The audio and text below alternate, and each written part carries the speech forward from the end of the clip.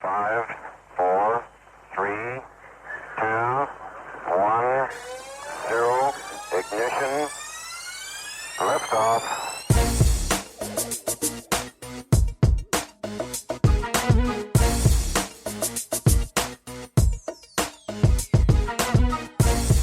You're listening to the GHT Overland podcast.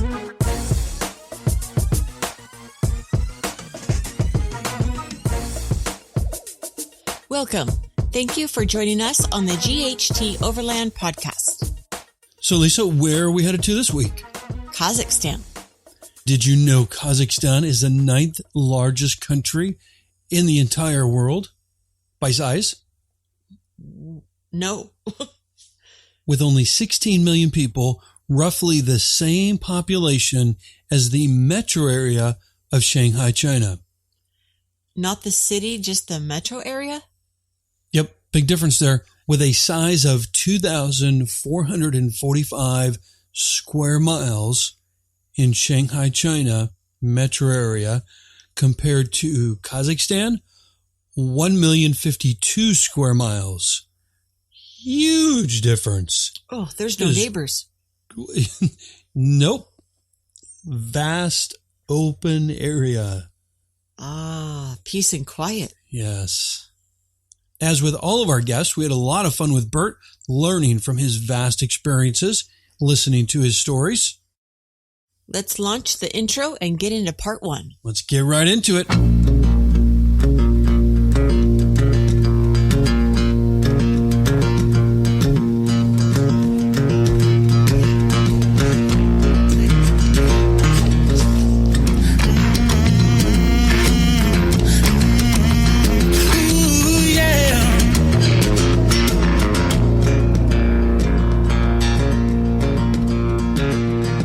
Welcome and thank you for joining us on the GHT Overland podcast.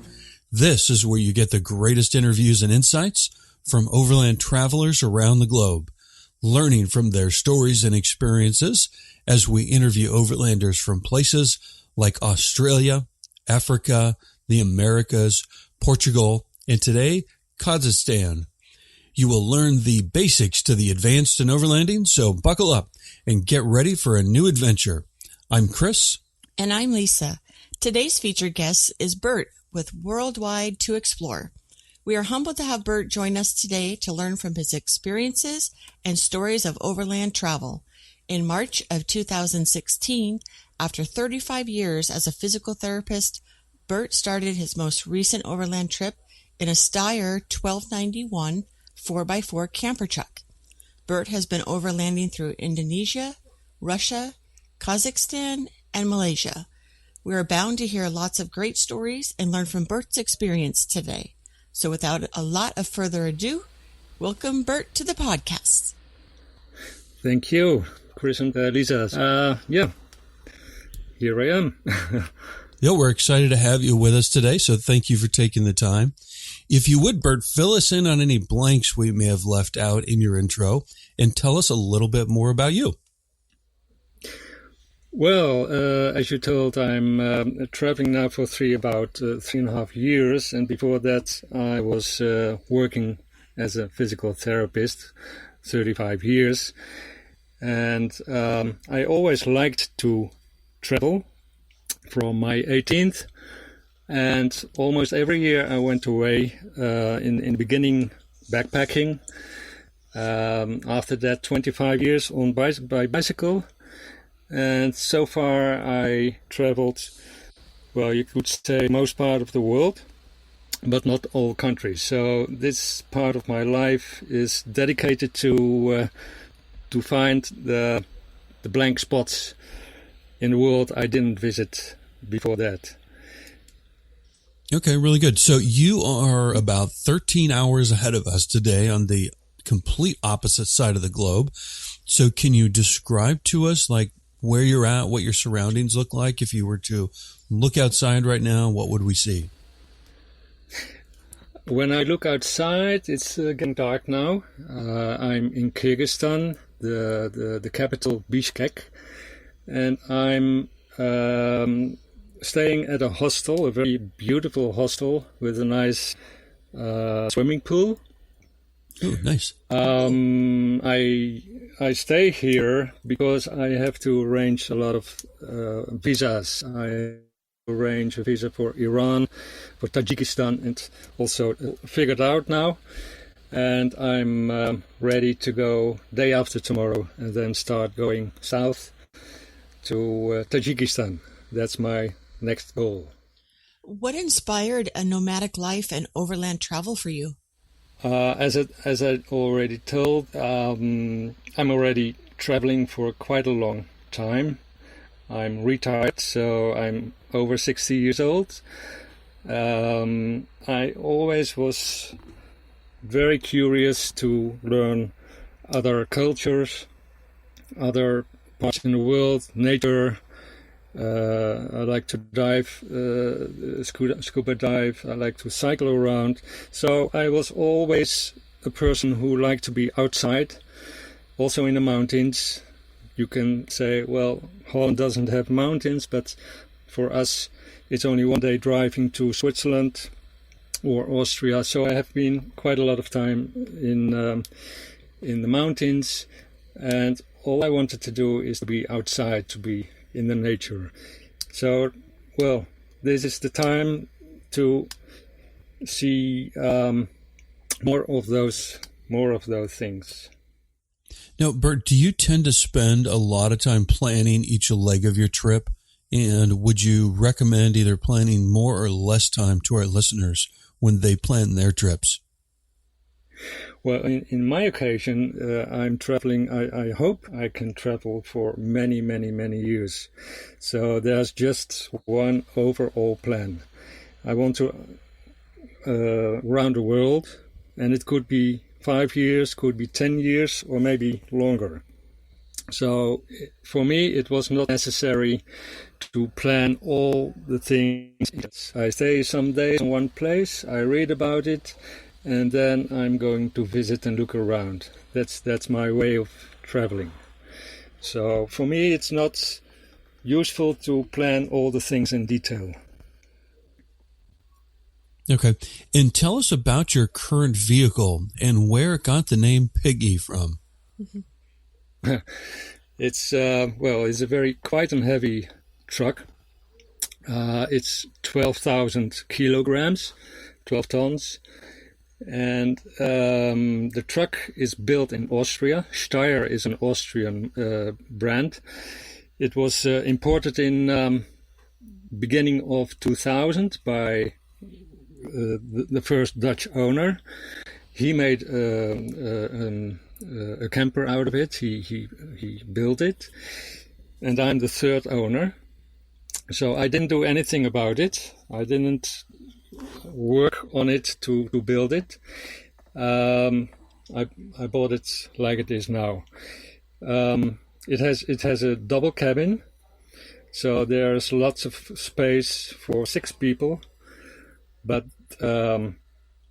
for the sleeping part or the sitting part, it's quite small. So that would be 3 people would be the most, the maximum of all the people. Well, what should I tell you more about the strength? It has it has 6 cylinders, 10 cubic centimeters, 260 horsepower, and that's it. It's a 4-wheel drive. The box that you've got on the back is really a unique design. Is that something that came with the truck or something that you came up with? No, the box on the back side, that I changed it a little bit. It was an open space where the spare wheel was attached, but I like to do some cycling, so I wanted to take my bicycle and some other stuff. I built the whole box. At least I let it build. I didn't do it myself, but that was my own thing about changing. And I can lift the whole box when I'm driving. The door is blocked by that, and when I'm staying somewhere, I just let the box going down, and I have a nice sitting place a nice balcony, and from there on I can look around.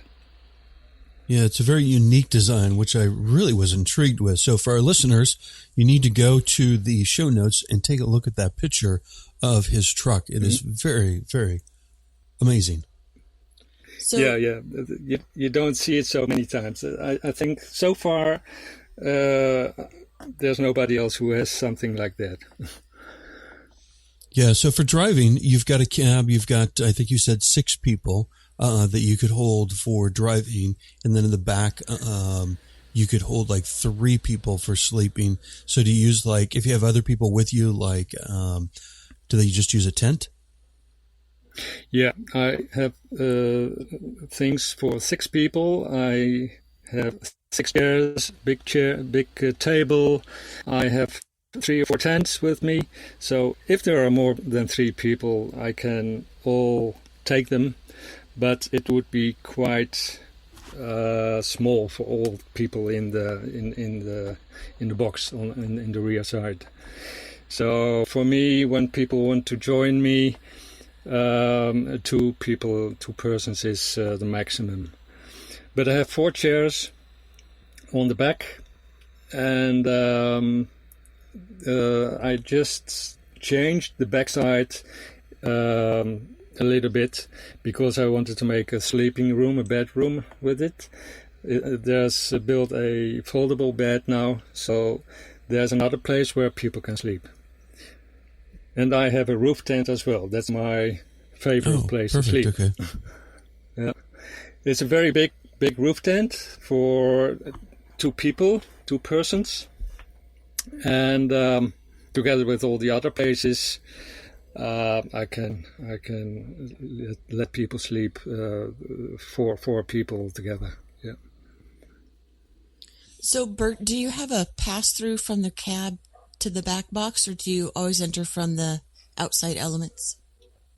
No, that's one of the disadvantages of this car. So every time I want to go in to the backside, I have to go outside, lower my box, and then open the whole living part. So that's quite complicated.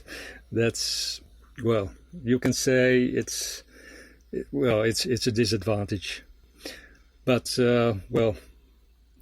with everything you can learn to live. So that's not a real big true. problem. Yeah. Yeah, it probably helps with security a little bit, right? It doesn't make it as easy for somebody to break in. Yeah. But when I sleep inside, yes, of course I have to lower the box so people can climb up and knock on my door.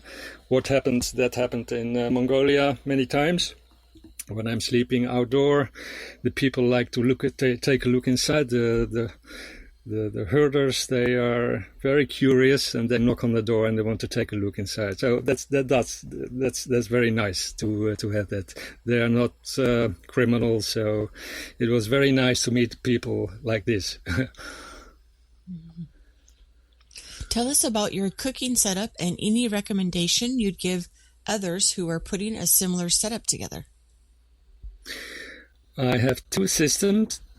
The first system is built inside, and it's a diesel cooker, and I'm very glad about it, very happy about that.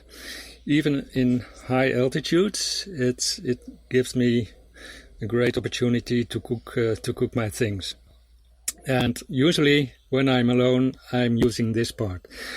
But when I'm traveling with other people, and that is very good, I have a gas stove outside. I have to take everything outside with chairs and etc. So we can sit down in the open air, and then it's nice to have a cooking place outside the door, outside the car. And what is that one thing you value the most, either on or in your vehicle? I think it will be the roof tent. I'm really glad with the roof tent. I like to sleep in a tent, not really a roof tent, but it's on the car. I climb up, I open the roof tent. It's just one movement and it's open. You can step inside, and it's quite high. I could almost stand right up. There's place enough because I'm traveling alone, so there's place for 2 or 3 people. So I can sleep. I can lay down diagonally or straight, or it doesn't matter. And I like to be in the nature, so every morning I wake up with the noises of birds and the nature. That's quite nice. But that's of course when there's no wind, or when it's not too cold, or when it's raining a lot. Then I sleep inside. It's kind of like the best of both worlds. Yeah. Is there a specific brand? What type of rooftop tent is that? I don't know the brand because I looked on it. There must be something, but the only thing is I found out that it's an Italian brand, and it has a hard cover, a hard shell on top of it, and it has one hinge, so you open it like a door. When it's open, you see it's a kind of triangle shape. And anything you originally packed that you never used or removed from your overall setup?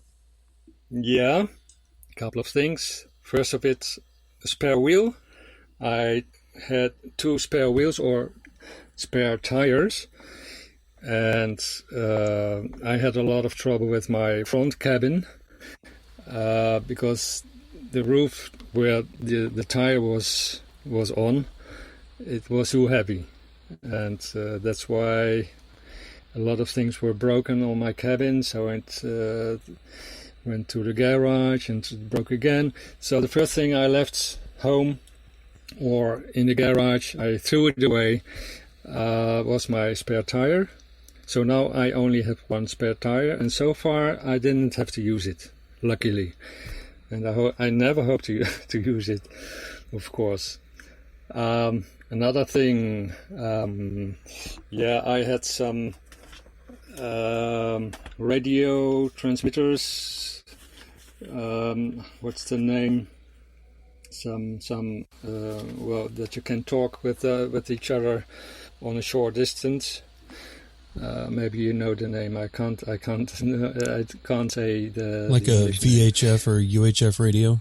Yeah. But Okay. I don't use it. Yeah, I don't use it. So that's another thing I took with me, but I never used it, so I can throw it away or give it away, something like that. Yeah, and those are the main things. And of course, I have many chairs for 6 people, and I never took 6 people with me. 2 people was the maximum. So the extra chairs, I can give them away or sell them or things like that. Also, the extra tents, I don't use them. Then I get some more space. Got it. So, Bert, what are 2 or 3 top destinations you've been so far? And tell us a little bit about what made those so special for you. Well, of course, there are a lot of places, a lot of countries, but there are maybe 3 parts in the world. On my travels with Piggy was Albania. Albania is not so touristic at this time, but it's going to change very fast. So it's one of you can say the remote place in Europe, and there's a lot to do with 4-wheel drive cars. They have the infrastructure is not so very good, but it's very adventurous to try to do that. But with Piggy, the big car, it's not always possible because the roads are very narrow, the abysses are very steep and deep, and sometimes the rocks are too low. But on the second place, the people are very nice, very hospitable. They help you every time again. And the same story is about Greece as well, a place with a lot of history. I stayed in wintertime in what's the name? Peloponnesos, the southern part of Greece. I had troubles with my truck again, And people were helping me every time again, and they helped me for nothing. They worked a full day on my car, and they didn't want any money for this. So that's one of the nice places I have been. And, well, another part, I've been in Indonesia, also in wintertime. I left my car in Mongolia at that time because it was too cold. I went to a warmer country, Indonesia, and my favorite place there was Raja Ampat. That is a place on the western side of the New Guinea called West Papua, and it's a wonderful place to do scuba diving. I had so many nice dives over there. I've never seen so many big animals, big fishes like there. So those were the three places I liked most of them. That's fascinating. Cool. Any tips you have for purchasing vegetables, meats when you're in these smaller towns and villages, and how you're able to keep those fresh? I have a fridge, a very large fridge. So when it's possible, I can buy some meat. I deep freeze them. And when it's necessary, I take it out of the fridge, and I can live for maybe 2 weeks with all the meat and food and stuff. When it's possible, I go to a big town where there's choice enough with vegetables, fruits. Sometimes, or many times, I visit the bazaars, the markets. And especially for meat, I visit the bigger supermarkets when it's possible. But there are some countries like Mongolia where it's very difficult to buy fresh fruit or vegetables. It's a real meat country, and it's not only meat; it's very fat and very greasy. So for me, it was quite difficult to find a good place to buy the food in Mongolia, especially. Do you think their terrain is like something you just can't grow in? Oh, for vegetables? Yeah. Yeah, it's both. First of all, the land, you don't see many places where they grow vegetables. And that's why it's also not in their culture. They don't eat many vegetables. On the other hand, Mongolia has extreme temperatures. In winter, it could be minus 40 degrees centigrade, and nothing will grow there at that time. And the only thing they have is meat. They have sheep, they have goats. So this is their main part of their diet. And in summertime, it can be very dry. So there's not enough water to cultivate the vegetables. They have to import many things like that, and will be expensive for the people as well. That's the reason. And what's a favorite meal or recipe you enjoy while traveling? I'm not a real cook, so when I cook myself, I do it very simple. Then I think about making macaroni, spaghetti, so some carbon, what's the name? Carbon hybrid, and macaroni alla carbonara. And I used to make, when I buy meat, I used to make meatballs and with a boiled egg inside, and those are my homemade things to eat. So it's not very special. Oh, kind of sounds good. And on the other hand, when it's possible, I like to eat outside, and especially when you are alone. I don't have any habit to cook many special things. I like eating, and I like very nice food, but that's for the restaurants that I go to. There you go. When it's possible, yeah. And how do you generally do your laundry on the road? Also depends where I am. I have a lot of clothes. That's another thing. I have too many clothes with me, so I bought them, or I have them already for a long time, and I don't use it. But on the other hand, when there's no water, there's no river or something like that, I use more clothes, so I collect all my things and I wait till I'm in a bigger place where there's a laundry service or a washing machine. Like here in the hostel where I stay now, they have a washing machine, and those are the places where I do my laundry, where I do my washing. And sometimes I have a small hand wash in the river sometimes, and so sometimes also with the water I have in my tanks. Hygiene. Do you have a shower and toilet set up, or what's your recommendation for keeping it simple and hygienic on the road? I have a shower and a toilet, a chemical toilet. Usually when I'm outside, I don't use it. At least I don't use the toilet. I just go outside, I dig a hole, and I burn the paper. And when I'm in a bigger town, I go to a restaurant or a cafe, or here in the hostel, there's a place to go to the toilet. And I don't need my shower here. They have beautiful showers, but outside I use my shower. Yeah, that's so I have to be very careful with my water, of course. But there I have so much water. I have around 500 liters of water with me, so I can take a lot of showers out of it. Yeah. Anything that you change about your current setup, Bert? No, not really. Well, the only thing is the box. And the other thing is the back seats, the 4 seats. I changed it in a bed, a foldable bed. So you can sit down, 4 people can sit there.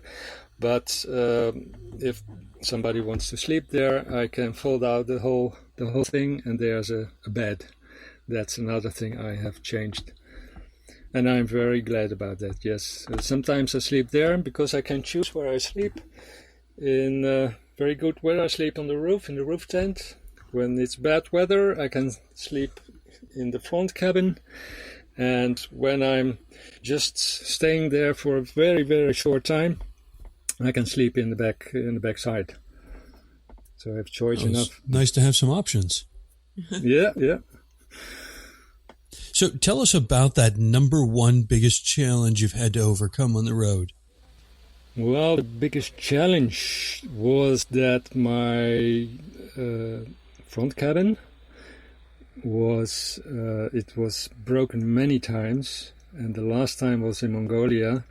There was some broken bolts on the front side, so my whole cabin was leaning against the engine, and it blocked my gas pedal and my braking system. Everything was blocked, and I couldn't drive further. And well, that was quite a challenge, because I had to phone. There was no connection. I had to walk quite a long time, to somebody who had a kind of satellite telephone, and I called my friends in Ulaanbaatar. They have a garage, and they helped me. But it was 850 kilometers away, so it took them 2 days to reach me. And all the time they repaired it. It took them 2 days to repair everything. And after 5 days, I could roll again. So that was quite a big challenge. I was staying there in the middle of the desert, and well, I had food enough. That was not a problem, but it was lasting such a long time that was not very, very nice. No.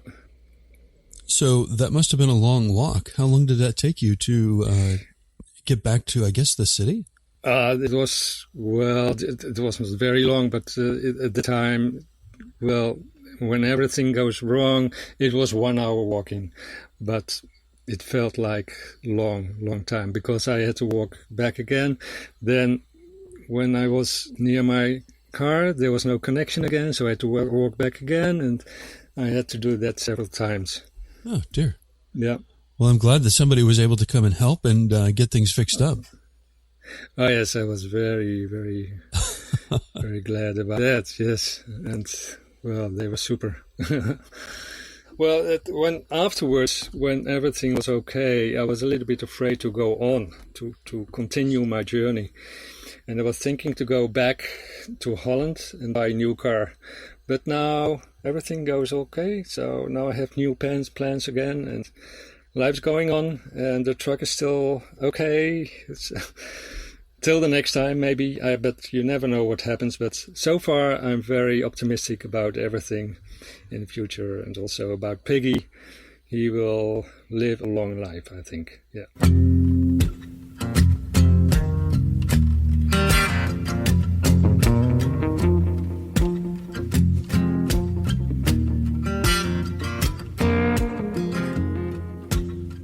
How would you feel about walking an hour in hopefully the right direction to get to a phone to call for help that takes 2 days to get to you? A good thing he had lots of food and a nice place to sleep. Yeah, and I bet a nice comfortable place to sleep. So that worked out pretty well. But that walk was sure not something I bet he was planning on. And if you didn't catch it, you can contact Bert to tag along for a much lower cost than doing some tourist thingy or buying a truck and doing it yourself. We'll have some details in the show notes if this is something that you're interested in doing. Well, that was super fun listening and learning from Bert. How cool is it that he has zero plans to stop overlanding and exploring the world? Yeah, well, frankly, that's very, very cool. And a lot of fun that we talked to Bert. So, Bert, thanks for taking the time. Can't wait to get into part 2 next week. Be sure and tune in next Thursday for part 2 with Bert. In next week's episode, we jump right into border crossings and learn more about Bert's truck with more great stories from the road.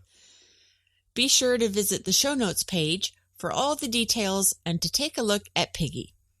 Just go to ghteoverland.com/podcasts, select the Wide World to Explore episode. All the details and helpful links are already there for you. A big thank you to our Patreon supporters. Your support of the podcast seriously means the world to us. If you'd like to help support the show, get a t-shirt and an awesome coffee mug that doubles as a G&T mug at night. Take a look at the options while you're there. You can send your questions, suggestions, and feedback to ghteoverlandpodcast@gmail.com. You can find us and tag us on social media at GHT Overland. We would be absolutely grateful if you'd consider telling a friend or two about the podcast, sharing with them all the great stories and tips of overland travel from overlanders around the globe. Overlanding is about the experiences of meeting new friends, seeing the most amazing places on earth, and of course, new food and new drinks. For even more good overlanding karma, kindly subscribe, rate, and review the podcast, giving the GHT Overland podcast a little extra love on your podcast platform of choice. Show gratitude, be humble, have tenacity to achieve your dreams. Thank you, and we will see you next Thursday for part 2 of the GHT Overland podcast with Bert of Wide World to Explore. Bye!